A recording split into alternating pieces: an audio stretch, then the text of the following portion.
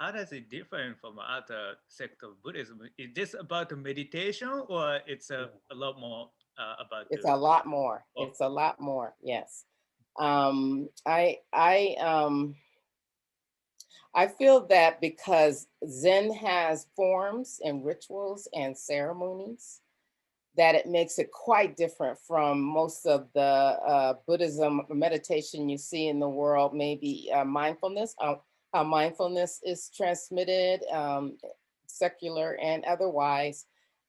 Basically, it's quite different from that. Whereas in Zen, because there's rituals and ceremonies and forms, you are actually learning the teachings, again, I have to say, by embodying them.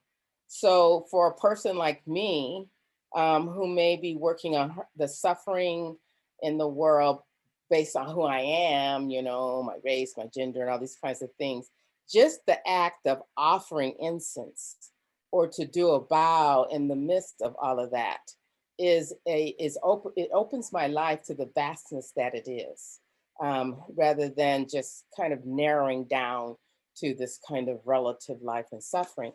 And so, not that I'm reaching for anything, I'm not reaching for peace or reaching for liberation or freedom.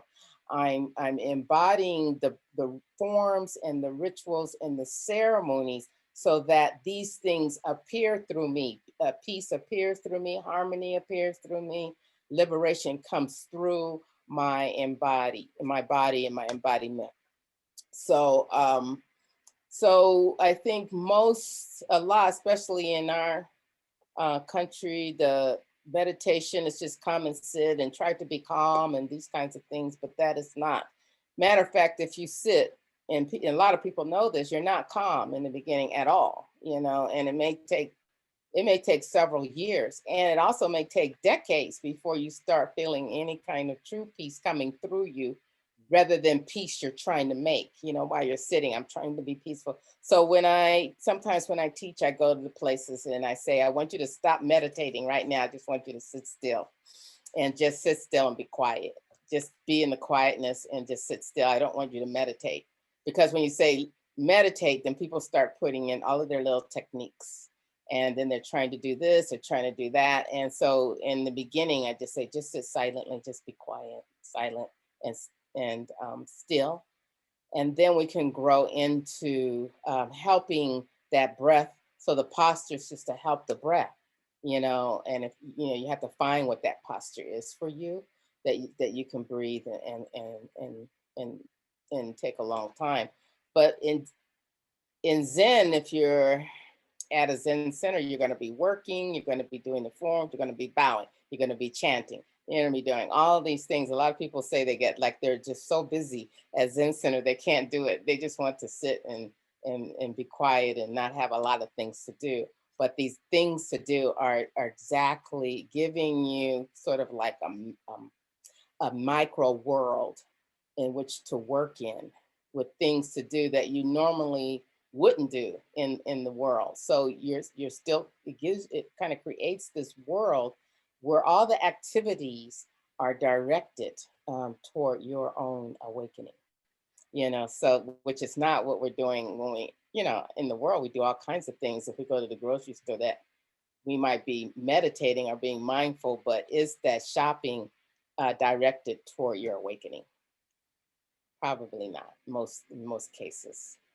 So, so Zen is just totally wrapped in this idea that the the embodiment of the teachings, through the forms, through everything that's done, their ceremonies and rituals, is how one begins to see the true nature of life. So I've been calling it, a lot of people call it sitting practice. I call it the seeing practice. You can see, to see, not necessarily just to sit. So some people just sit, but they don't see anything. Not to see with his eyes, but to see with one's heart. You know. wow.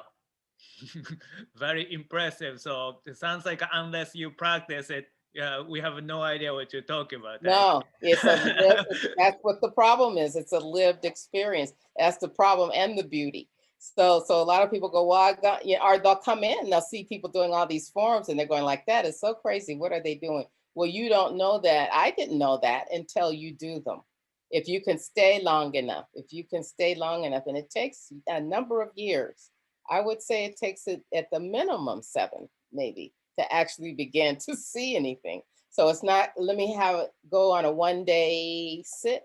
And then after that sit, I'll understand Zen. You will not, unless you're some kind of special being. And there are some that get it right away. But I would say that's a rare person. But I think most people have to take their time because it is lived out. All Buddhism is lived out. It's not, that's why the monasteries were created, so that you could live that life and see. You have a life of seeing and of awakening. So it's not how meditation in Buddhism has been packaged and given to people. It's not what actually happens. And I think that that's what's disturbing for people when they are engaged in any kind of practice, Buddhist practice. Yeah.